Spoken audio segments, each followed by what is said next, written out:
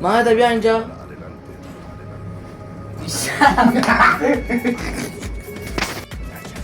ماهده بله با پسر دیدن تو محل اشتباه دیدم.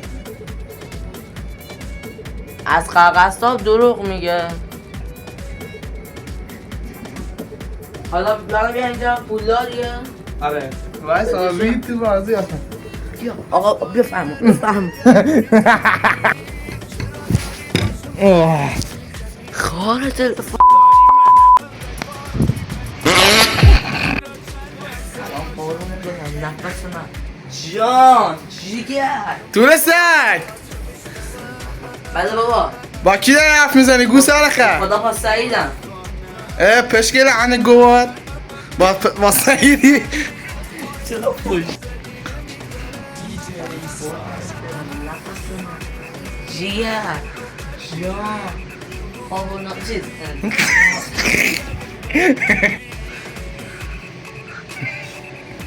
سلام قربونت برم نفس من جان جیگر اوی طول سگ بله ماما ما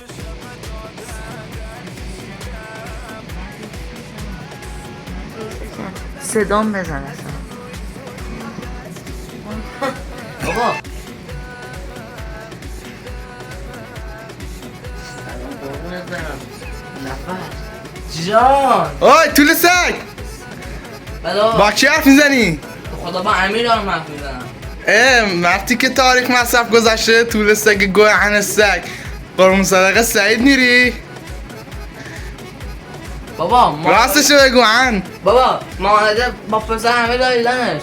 حالا من که با چیز دارم حرف میزنم تو هم طرف کار ماهده با تو فرق داره عن تو عنی او گله تو گوی دیگر یه شعری میخوام باید بکنم. در این جزیره آرامش تو شوری آب من شدن ساحل که بدون تو اصلا معنا نداره جان. طول سگ بله بابا جان با کی داری حرف میزنی؟ یالا با محمد علی چرا؟ محمد علی آخه مردی که تاریخ مصرف گذاشته پشکل عنه گوه سگ آره مشکل داره. آره مشکل داره. قربون صدقه چیز میری؟ کی بود؟ She call me Mr. Bombastic, totally fantastic. Touch me on me back, she says I'm Mr. Rude.